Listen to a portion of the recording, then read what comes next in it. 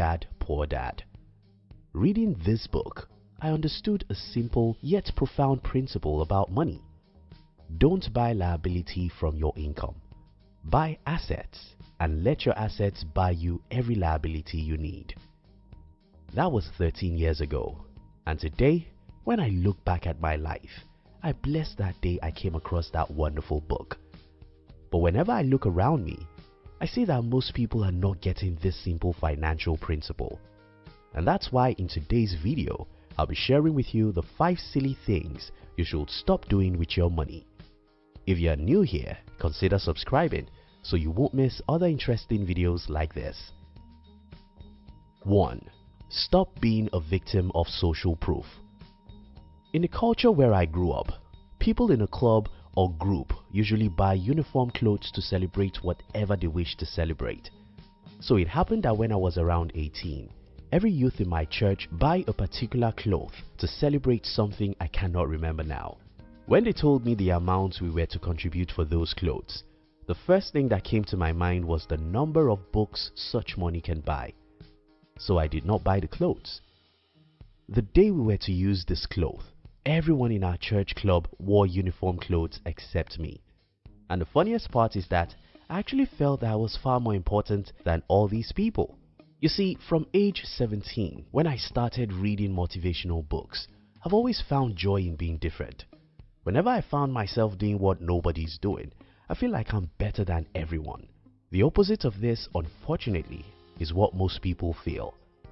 For most people, they are victims of what psychologists call social proof. Social proof means that you are naturally pressured to do whatever other people are doing. Social proof means that when you see all your mates driving a particular car, you naturally want to drive such a car. Social proof means that when everyone in your category is using certain things, you feel as if you are less important until you join them. Stop being a victim of social proof. In fact, start having pride in being different. You need to have pride in being different because most people in the world are dumb. Believe me, I'm telling you the truth. Most people in the world don't know anything about anything, so being different from this multitude should actually make you proud of yourself. When all your friends are taking loans to buy new cars, go and buy used Toyota car. When all your friends are lining to buy the latest iPhones, be happy with your 3 years old phone. When all your friends are buying a bigger home they never need with the money they don't have, be happy to live in the smallest home in your city. Take pride in being different because if you're not different, it means you are as foolish as everyone. Take pride in being a minimalist because nobody is happy because they have every shiny object. 2. Stop seeing your income as a fruit. There are 2 types of people in the world. People who see their income as the fruits of their labor and people who see their income as a seed of freedom. If you see your income as the fruit of your labor, then when you make money or earn a salary, you think to yourself, hey, I've worked so hard. I deserve a new phone, a better car, and a beautiful home.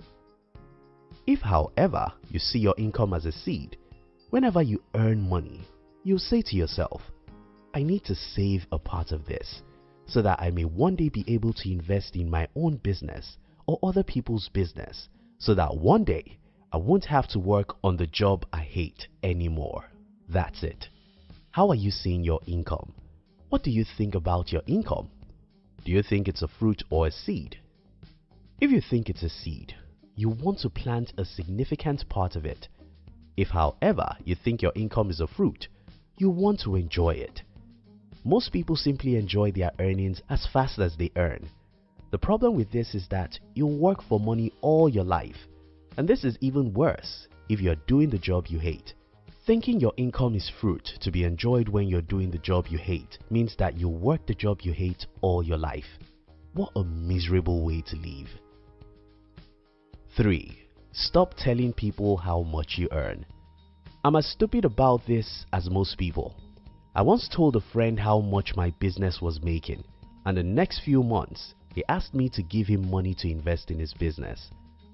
The problem with this is that even though I told him how much my business was making, none of that money is staying in my bank account. When I make money, I invest almost everything. But who will understand that even though my company makes a lot of money, I'm still as broke as everyone? Stop telling people how much you earn, because when people know how much you earn, they will never understand that you have a life to protect.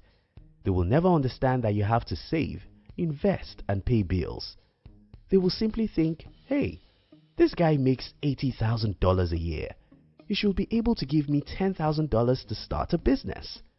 When you tell them that you don't have much money, they call you stingy. Please pray for me so I'll be able to follow my own advice here. 4. Stop buying things because of social media. We're living in an age where most people's identity has been closely attached to their social media profile. Because of this, it's easier to do things simply to look good online. You might be in a boutique wanting to buy a few clothes, but when you remember that you have to take some photos of those clothes when you eventually wear them, then you know that you have to buy really expensive clothes because everyone in the world will see your photos.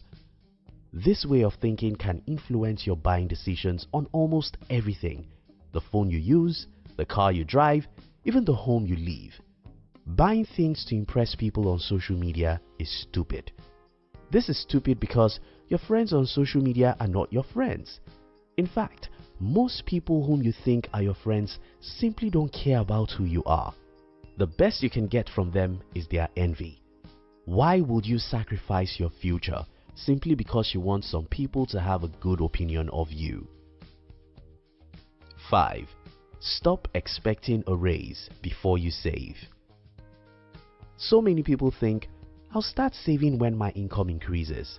The problem with this way of thinking is that savings and investment is not a product of how much you earn. They are products of your habit. You see, according to the Parkinson law, expenses grow to meet income. Believe me, so many people make $100,000 per year and they don't invest a dollar. If you don't save $1 out of $10, you won't save $100 out of $1,000. If you can't save $100 out of $1,000, you can't save $1,000 when you earn $10,000. Savings is a habit. Investing is a habit. Though I'm not a good saver, I'm a crazy investor. I don't like to save money, but I invest almost everything I earn naturally. When I make money, my default brain setting is to invest it. It's after I've invested my earnings, I think about what to spend.